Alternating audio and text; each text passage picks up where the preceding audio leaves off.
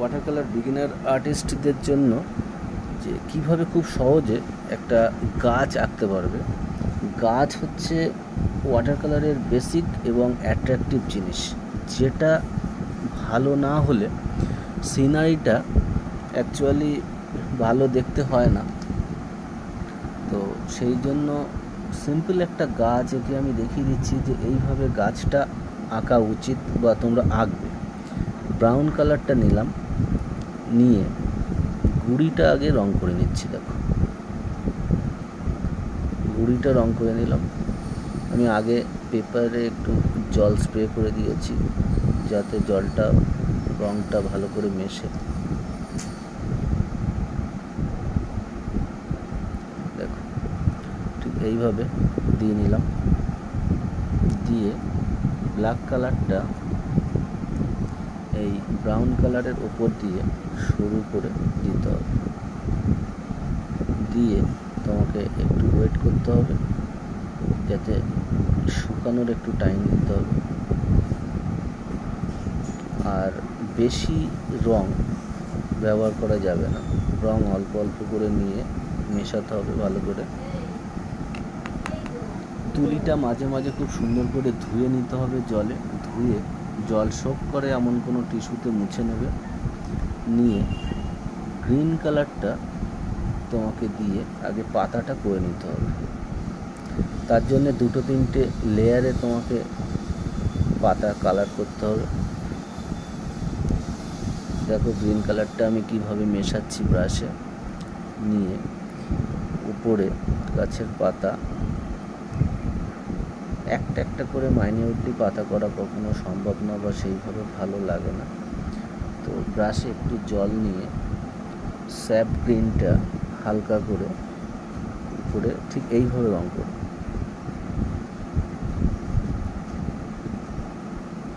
এইভাবে রং করতে হবে। ব্রাশে অল্প জল থাকবে, সঙ্গে রং নিয়ে ঠিক যেভাবে আমি দেখাচ্ছি এইভাবে রং করতে হবে।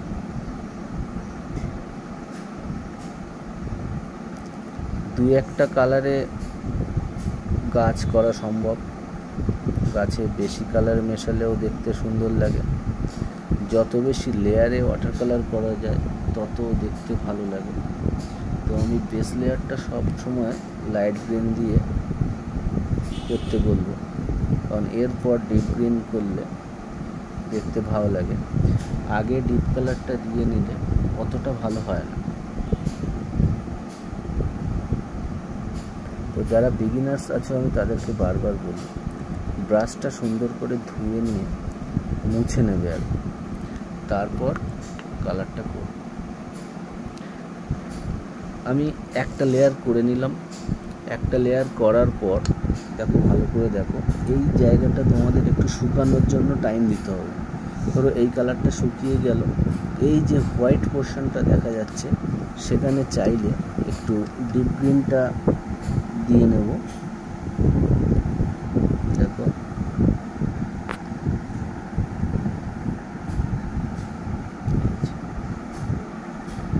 এভাবে একটু দিতে হবে।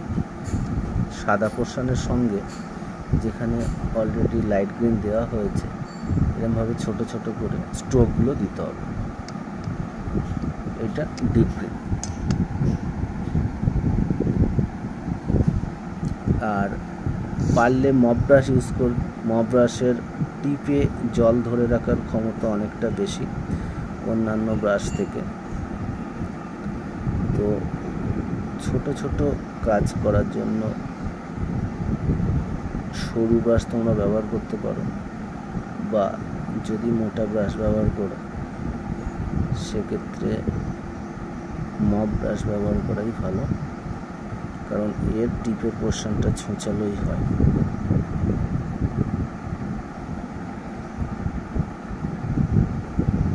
এইভাবে মিশিয়ে মিশিয়ে দিতে হবে কালারটা।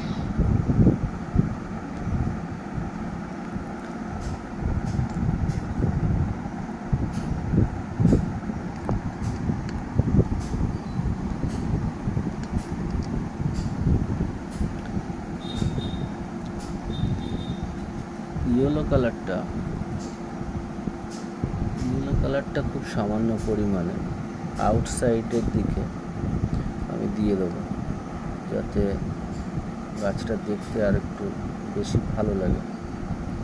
ভেতর থেকে একটু দিতে হবে, যেখানে সাদা জায়গাগুলো ছেড়েছিলাম নিচের দিকে একটু দিতে হবে। এবার ডিপ ব্লু কালারটা একটু মিশিয়ে নেব গ্রিনের সঙ্গে, নিয়ে যে জায়গাগুলো ডিপ কালার করা আছে এখানটা সেইভাবে মেশাতে হবে। লাইট অ্যান্ড শেড হচ্ছে ওয়াটার কালারের মেন জিনিস। কোনো জায়গায় লাইট কালার থাকবে, কোনো জায়গায় ডিপ কালার থাকবে। ডিপ গ্রিন ডিপ ব্লুর সঙ্গে মিশিয়ে নেব, নিয়ে একটা ডিপ কম্বিনেশনের কালার তৈরি হলো। নিয়ে একটু ছোটো ছোটো ছুঁচালো স্ট্রোক দিতে হবে, যেমন পাতা থাকে একটু ঝোড়ঝাড়ের মতো থাকে। একটা পার্টিকুলার কালার পুরো গাছটা কমপ্লিট করে দিলে গাছ দেখতে কখনো ভালো লাগে না। তো এক্ষেত্রে তুলিটা আমার গাছের উপরের কালারটা কমপ্লিট হয়ে গেছে। গুঁড়িটা আমি শুকাতে দিয়েছিলাম, গুঁড়িতে এবার একটু ব্রাউন কালারটা দিতে হবে, সঙ্গে একটু অকারিয়া।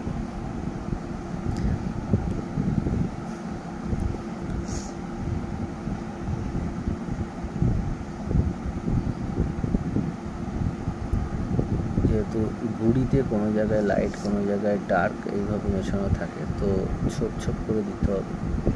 দিলে প্রমিনেন্ট মানে রিয়েলিস্টিক ড্রয়িং যেমন হয় ঠিক তেমন দেখতে লাগবে। সঙ্গে একটু ব্ল্যাক কালারটা দড়াতে হবে, ডার্ক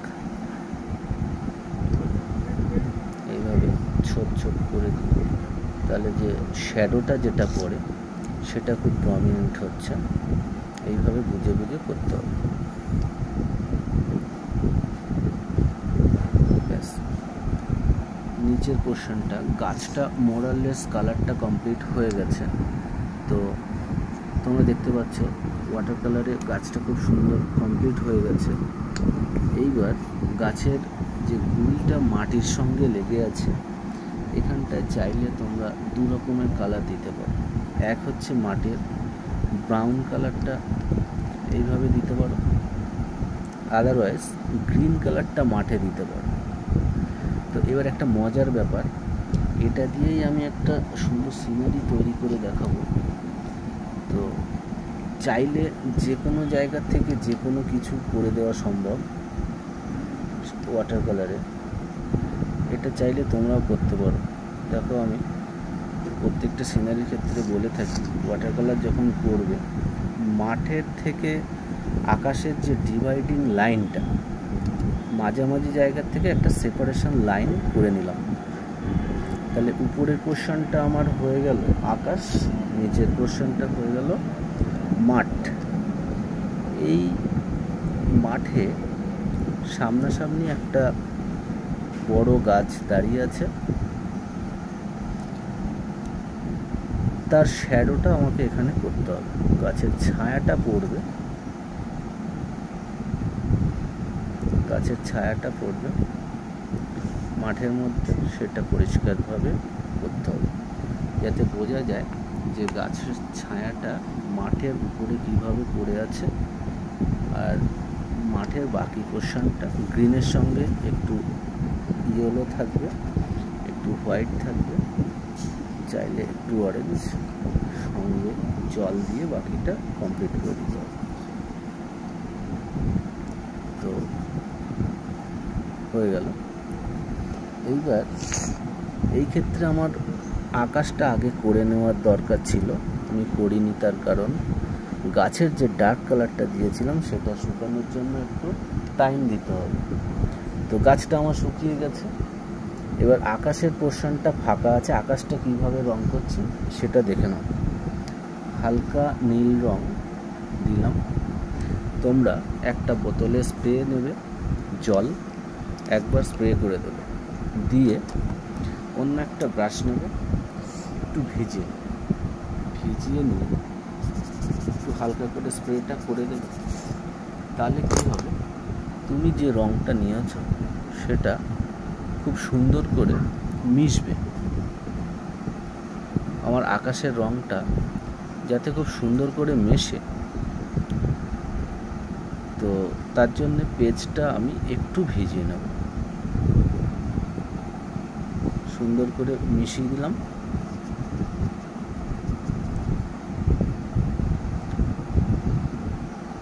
সুন্দর করে মিশে গেল। তো আকাশের রঙটা গাছের এর মধ্যে ঢুকিয়ে দেব। যেহেতু আগে আমি সিঙ্গেল গাছ করেছিলাম, এক্ষেত্রে পুরো সিনারিটা করছি, তো তার জন্য এমনভাবে করতে হবে যেন গাছটা প্রমিনেন্ট থাকবে, গাছের পেছনে আকাশটা ভালো বোঝা যায়। নিচের পোর্শনটা হোয়াইট ছেড়ে দিয়েছি, আমি একটু জলে ভিজিয়ে নিলাম। দূরের গাছগুলো আমাকে এখান থেকে করতে হবে। দূরের গাছগুলো করতে গেলে যেহেতু বুশি থাকে, মানে ঝোপঝাড়ের মতো থাকে দূরের গাছগুলো, তো সেক্ষেত্রে আমি এইভাবে ছোপ ছোপ করে দেব, যাতে ভালো বোঝা যায় যে দূর থেকে এটা ঝোপঝাড়ের মতো ব্যাপার।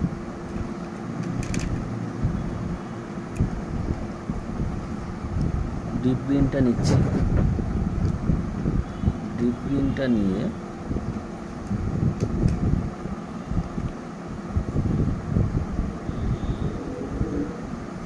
মিশিয়ে দেব। এবার লাইট গ্রিনটা একটু নিয়ে ডিপ গ্রিনের সঙ্গে যেখানে করা ছিল ছোপ, সেখানে একটু মিক্স করে দেব। একটু ইয়েলো নিলাম।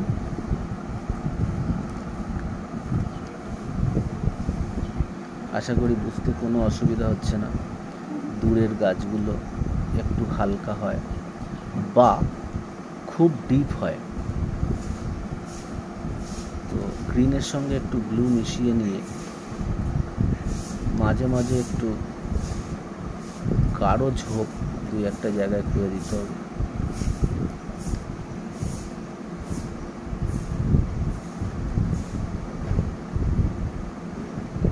আচ্ছা,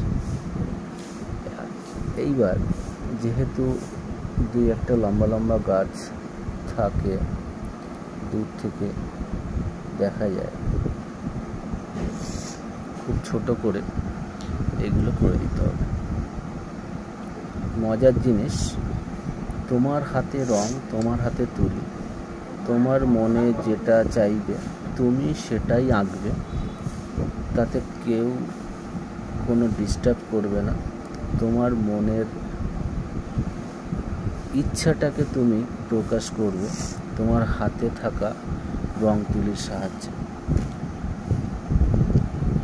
কটা ঘাস করে দিতে হবে গাছের গোড়ার দিকে। দেখো, আমি তুলির টিপটা ভালো করে লক্ষ্য করো। দেখো, আমি একটু রাফ করে নিয়েছি, নিয়ে এখান থেকে খুব সরু করে ঘাস করে দিতে হবে গাছের গোড়ার দিকটা। গাছের গোড়ার দিকটা এইভাবে একটু ঘাস করে দিলাম। দিয়ে যেহেতু আমার ডিপ গ্রিনটা লেগে আছে, তো গাছের শ্যাডোটা যেটা আছে, তো সেখানে আমি এই কালারটা আরেকটু দিয়ে দিলাম, যাতে আরেকটু প্রমিনেন্ট হয় গাছের যে শ্যাডো, সেটা বোঝা যায়। চল, মাঠের উপরে গাছের ছায়াটা পড়েছে,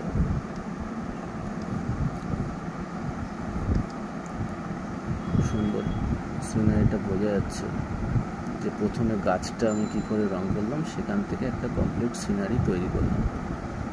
এইবার চাইলে এই পোর্শনটাতে তোমরা জলও করে দিতে পারতো।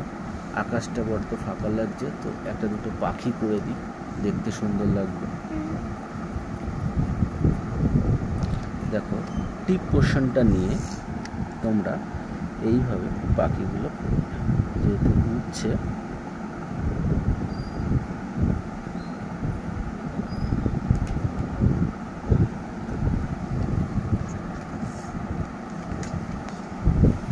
তো দেখো, খুব সুন্দরভাবে ওয়াটার কালারে গাছটা কী করে করলাম প্রথমে তোমাদের টিউটোরিয়াল ভয়েস ওভার দিয়ে ভালো করে দেখিয়ে দিয়েছি।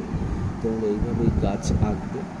গাছ এঁকে বাকি সিনারিটার বেসিকটা আমি দেখিয়ে দিলাম, যে মিডিল লাইনটা তোমরা আগে করে নেবে, পেন্সিল দিয়েই ড্রয়িং করে নেবে, অসুবিধা হবে না।